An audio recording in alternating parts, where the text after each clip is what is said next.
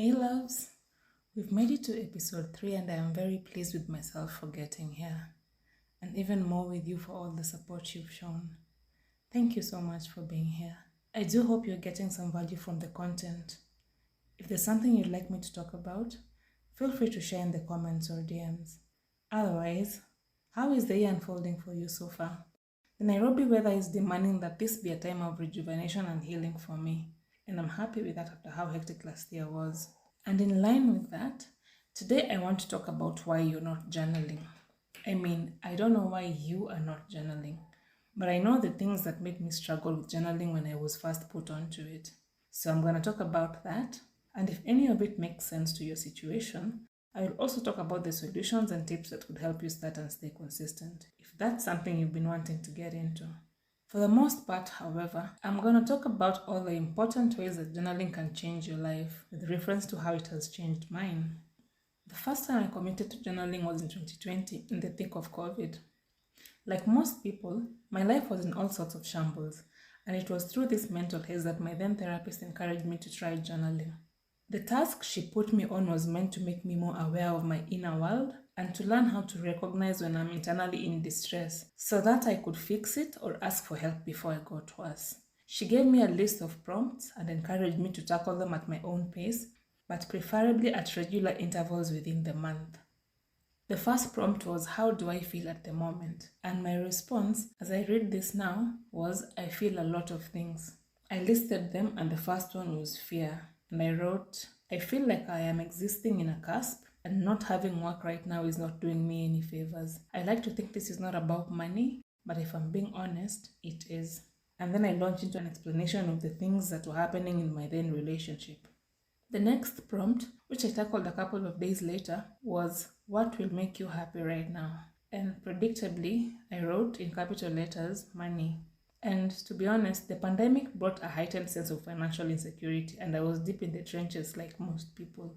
So for this prompt, I went on to explain why I was on the verge of desperation when it came to money. And it's a candid write-up, if I do say so myself. The next time I tried journaling again was like 3 weeks later, and the prompt was, what advice would you give to your younger self? And I wrote, you are not your scars. Then I went on to talk about my traumas and like how things that happened in the past were messing with my adult brain and stuff like that. And this was the last time that I used those prompts. At the end of 2020, I found a format for doing daily reviews, and they looked like just what I needed. The daily reviews are basically check-ins with yourself where you write how your body, your mind, your heart, and your soul are doing on a particular day. And although this seemed like an easy thing to do, I still struggled. I kept up with the format until mid last year, but I would only do it like once or twice a week and sometimes even once a month. Then I bumped into the morning pages in September last year and my approach completely shifted. If you've never heard of morning pages, they are a popular journaling format amongst creatives. This format was created by Julia Cameron. Julia Cameron is an incredible author and teacher, and her book called The Artist's Way is like a spiritual guide for how to live a more creatively fulfilling life. In the book, she encourages people to write every morning as a way to not just brain dump, but also to set your intentions for the day. I have been doing morning pages consistently for about 4 months now, and I'm about to fill my third journal, which is impressive considering I had used one notebook for almost 3 years, and now I'm filling a notebook every 1 or 2 months. If you're generally just not into the idea of writing down your thoughts and feelings, I'd like you to indulge me for a little bit and do an experiment. I want you to set aside about 30 minutes of your time when you can, and in the first 10 minutes, I'd like you to think about the most stressful experience you've ever had. Then I want you to set a timer and write about that experience in as much detail as you can for at least 15 minutes. You can write for up to 30 minutes if you want to, or you can write for as long as you have something to say about the experience, but it has to be for more than 15 minutes. Then I want you to repeat this experiment 3 more times, preferably at 1-week intervals. After the 4th time, I want you to read all the 4 entries that you have made, and you will notice that there is a difference in the way you write about the same experience. It might get worse or it might get better, and to be honest, that doesn't matter. Numerous studies have shown that writing about a stressful or traumatic experience allows you to move on from it. Stress and trauma stay in the body until you actively decide to release them. And somehow, writing is one way to do that because your brain is actively involved with your hand as you write. Plus, you just might enjoy the mental clarity that ensues. Now, Let's get back to the business of the day, which is talking about why I struggled with journaling for over 2 years. I think that my first problem was consumerism. My idea of journaling was tied to buying and filling a cute notebook, and even though I had other books that I could have started out with, I opted to find the perfect book and then ended up being too anxious about writing nonsense in it. And I mean, my brain enjoys the nonsense, so I can safely expect that my first many attempts at the stream of consciousness type of writing would result in little to no coherence, and that's okay. If I hadn't gone out and bought a precious notebook, I may have had an easier time just pouring out my thoughts on the pages with no judgment. But I wanted to fill up the pages of my cute notebook with entries that read like Virginia Woolf. If you've read Virginia Woolf's journals, you know how beautifully she wrote and how rich her musings were. Well, mine were not like that, at least not at the start. Another problem I had was being unrealistic because I expected that I would be journaling every day like my therapist had advised. But since I was only starting out, I needed time to just go with the flow until I got comfortable with the practice enough to make it a habit. My third problem was self-censorship, which is an inbuilt function when you grow up in a somewhat conservative society. Since there are things that you don't talk about, they at some point become things that you don't want to think about. And that can be a problem when journaling calls you to write your thoughts. The journal becomes evidence that those things exist even though you don't want them to. This obstacle ties into my fourth one, which is a version of the fear of being seen. Because I grew up seeing myself through other people, seeing my inner world in the privacy of my insufficient grace and abundant judgment was a new experience. And it wasn't as easy as I wanted it to be. Also, because journaling requires you to journey inwards, it makes you aware of the landmines that you carry around. And sometimes when you use journaling prompts, you might not expect this, but you need access to emotional support. Some of these prompts bring up emotional shitstorms that you are not equipped to deal with by yourself. So, if any of these experiences resonate, I would like to tell you about why you should journal, regardless of the challenges. What makes journaling such an important part of your self-care, personal development, and mental health journey? Journaling helps you to curate your inner voice. It might sound like you, but the things that the voice says are not things that you want to say to yourself. Like when you make a mistake, your inner voice should be compassionate and not admonishing. It should not sound self-deprecating. The way you talk to yourself in your head is often influenced by your experiences growing up. Sometimes your inner voice is your mother's or father's criticism or even their helplessness. While journaling, you get to realize that that is not you. So you become conscious about editing your thoughts to suit you. For example, instead of calling yourself stupid when something bad happens, you address yourself with kindness and even write about the lessons that you're going to take away from that bad experience. This for me has been very instrumental in gently reparenting myself because initially there was zero compassion over here.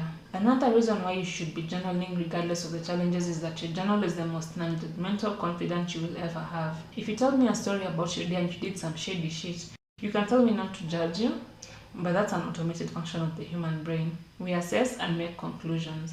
I might not say anything about the judgment, but judge you I will because I'm not your therapist. Your journal, on the other hand, does not have the same privileges. So there you can be fully transparent and share all your joys and anxieties without having to worry about dissenting opinions. I like to think of my journal as the only place where I come as I am and there are no consequences. I can be wrong as fuck, having feelings that are outrageous and baseless, and I can share all that comfortably because my journal won't hurt me. The best thing about this is that you get the safest space to untangle all of your thoughts and feelings and then only communicate these thoughts and feelings after you have processed them and decided that they make sense to you. Have you ever gotten into an argument and then realized halfway through it that you're actually wrong? Well, with journaling, you learn to process stuff privately and calmly before reacting. Another reason to journal is that it gives you clarity when things are feeling confused. When something happens and you don't know how you're feeling, or you know how you're feeling but you can't pinpoint why you're feeling that way, writing it all down will give you the mental space to stop obsessing about it and to look at it from a better vantage point. Even if you don't get the answers immediately, that entry might be a good reference point in the future when you have a similar experience, and then you can see the pattern and get to know yourself a little better. Even if you don't get the answers immediately, that entry might be a good reference point in the future when you have a similar experience. Then you can see the pattern and get to know yourself a little better. The type of journaling that I do, morning pages, boosts creativity by sharpening the imagination. When you have to fill multiple pages, you can get very creative with your journaling. I have become more attuned to both my inner world and the outside world because I write about my thoughts and feelings, about my day, about my current environment, and even about the ideas that I want to explore. Sometimes I just write about my work or my relationship, or even about a show that I have watched or a book that I am reading. And the more I write, the more comfortable I get. Journaling can also help you to cultivate a practice of gratitude. If you notice that you complain a lot, you can set a challenge for yourself that once a week you have to write only positive things. It could be the weather, your favorite pair of jeans, or even a meme that made you cackle like the village witch. When you encourage your brain to see positive things, you are able to change your perspective. Now, this is not to say that you cannot complain. If bad things happen, fill all the pages that you need with all the complaints that you have until you have no more words. But do not make it so that all you do is complain. Considering that you have the power to manifest your life through gratitude, always complaining is a waste of that power. Eventually, your thought patterns will adjust to balance between complaining about the bad and appreciating the good, and that is what you want. Journaling can also help to reveal your dreams. I have been wanting to get into film for the longest time, and I kept thinking that maybe I don't want it bad enough because I have never really committed to it. And then when I started journaling consistently, I realized that my brain is constantly coming up with story ideas. By not pursuing those ideas, I have been doing myself dirty and ignoring this dream. So nowadays, I write everything down with a plan to pursue this line of interest as more opportunities arise. And it is simply because I journal that I have started taking this seriously. Sometimes we think we want things, and then by journaling, we realize that we actually want something else. We spend a lot of time absorbing information and creating a lot of mental clutter. Like when you wake up in the morning, there are hundreds, if not thousands of thoughts already running through your mind. Journaling helps to clear this clutter because you get to offload some of that information onto a paper. I especially love journaling in the morning because putting all your random thoughts on paper ensures that you can start your day with a clean slate. If there's something that you need to remember, once you write it down, you don't have to remember it anymore. That simple act of downloading on a piece of paper creates more space in your brain, allowing you to focus on whatever you need to do throughout the day. And because it is a calm and introspective practice, journaling enables better problem solving. If you are having a hard time with something and you start journaling about it, you'll often start thinking about all the possible solutions, evaluating each of those solutions and picking the most effective one, all by yourself. That's because the process of journaling has a lot of room for different perspectives, applying foresight as well as hindsight, and even wondering what the older version of you would do in a similar situation. If you allow yourself to zoom out on your problems while journaling, you can easily get unstuck by a new perspective. Lastly, journaling will help you to identify problems in your own ways of thinking. We all have cognitive biases that can be difficult to notice in the moment. But when you read your journal entries, you can get to see where you went wrong in a given situation. For example, I get to see all the instances where I was emotional or irrational. I also learn my triggers and how to identify my boundaries. Like, I will be writing about how I felt yesterday, and then I write about what I was doing or who I was hanging out with, and then the connection clicks. Or a memory comes about another time in the past when I felt the same way. It is through journaling that you get to see your behavior patterns and their sources even without therapy. I remember finally understanding why I would get very agitated when my then partner got drunk to the point of being a menace. The agitation was simply an activation of my inner child because when I was young, a parent's drunkenness often came at a steep price, which is not the case for me anymore. I am still shaky with extreme intoxication, but I believe I handled it much better than I did in my previous relationships because I now see my reaction as a me problem instead of making my partner responsible for it. So, if you're interested in journaling, how can you get into it and ensure that you actually stick to it enough to see the benefits? The first thing I'd say is don't buy a notebook. Journal in the notes app on your phone or in that random notepad that you have. Or if you must buy a notebook, don't be too precious about it. Any notebook will do just fine for now. And for your first entry, set a timer for 5 minutes and write anything that comes to mind. It does not even have to make sense. Write any thought or feeling that you have. You can even fill a page with random words that have no connection or random sentences. If that's how your mind works, that's how your journal should look. Also, you do not have to do the same thing every day. There are so many different types of journaling that you can try before you find which ones work best for you. I think the most commonly known journaling format is the autobiographical Dear Diary stuff, where you write, Dear Diary, I kissed a girl last night. This is where you only write about the highlights of your day, just for the record. I think while this has some value in memory keeping, I think it's the most basic and the most boring format because there is little to no emotional involvement. You just write what happened and then you move on.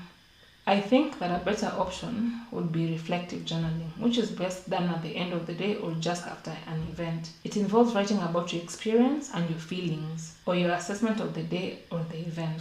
That means that instead of writing that you kissed a girl, you write about why you did it and what you feel about it. If it is an emotional event, you want to write about what actually happened, how you felt, and how you acted. Then you can evaluate everything, acknowledge your wins and losses, and then figure out whether there is something that you would like to do differently in the future. I have been using reflective journaling to assess my emotional experiences because I know that my feelings tend to dictate my thoughts. So I am trying to be more aware of my feelings whenever my thoughts get the best of me, in the hope that they will give me more control over how I react to the distorted thoughts. And this is especially important because we tend to think that our thoughts are facts, and yet they are often not.